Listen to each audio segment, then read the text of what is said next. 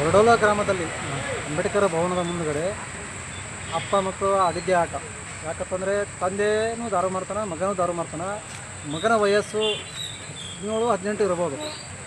ಇನ್ನು ಪಾಪ ಸ್ಕೂಲ್ ಬಿಡಿಸಿ ಆ ಮಗನಿಗೆ ಕೂಡ ದಾರು ಮಾಡ್ಕೊಳ್ಳುವಂಥ ಒಂದು ವ್ಯವಸ್ಥೆ ಇಲ್ಲಿ ಬರಡೋಲ ಗ್ರಾಮದಲ್ಲಿ ಇಲ್ಲಿ ತಂದೆ ಮಗ ಕೂಡಿ ಆಡಿದ್ದೇ ಆಟ ನಡೆದಿದೆ. ಹಾಗಾಗಿ ಅಬಕಾರಿ ಇಲಾಖೆಯವ್ರಿಗೆ ಗಮನಕ್ಕೆ ತಂದರೂ ಕೂಡ ಅಬಕಾರಿ ಇಲಾಖೆಯವರು ಯಾಕೆ ಅದನ್ನು ಇದು ಮಾಡ್ತಾಯಿಲ್ಲ ಗೊತ್ತಿಲ್ಲ.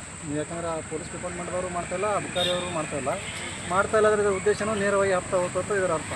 ಹಾಗಾಗಿ ಈ ಹಪ್ತಾ ಹೋಗುವಂಥ ದಂಧವನ್ನು ಬಂದ್ ಮಾಡಿರಿ. ಪೊಲೀಸ್ ಡಿಪಾರ್ಟ್ಮೆಂಟ್ದವರಲ್ಲಿ, ಈ ಅಬಕಾರಿಯವರಲ್ಲಿ ದಾರು ಮಾರಾಟ ಮಾಡುವಂಥದ್ದು ಕಣ್ಣು ಮುಂದೆ ನೋಡಿದ್ರು ಕೂಡ ಗಪ್ ಕೊಡ್ತಿರೋದ್ರೆ ಇದರ ಅರ್ಥ ಏನು, ನೇರವಾಗಿ ನಿಮ್ಗೆ ಹಪ್ತಾ ಹೋಗ್ತದೆ ಇದರ ಅರ್ಥ.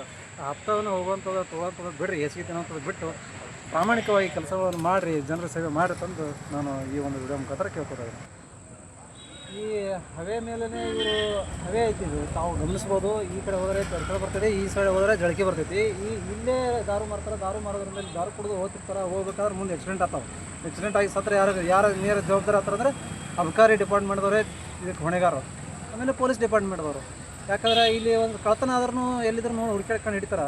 ಮತ್ತು ಇಟ್ಟು ಊರಾಗ ರಾಜಾರೋಷವಾಗಿ ದಾರು ಮಾರ್ತಾರೆ ಅಂದ್ರೆ ಇಲ್ಲಿ ಬಂದು ಡಿಪಾರ್ಟ್ಮೆಂಟ್ದವ್ರು ಈ ಕಡೆ ಗಮನ ಹರಿಸಲ್ಲ ಅಂದ್ರೆ ಇದರ ಅರ್ಥ ಏನು?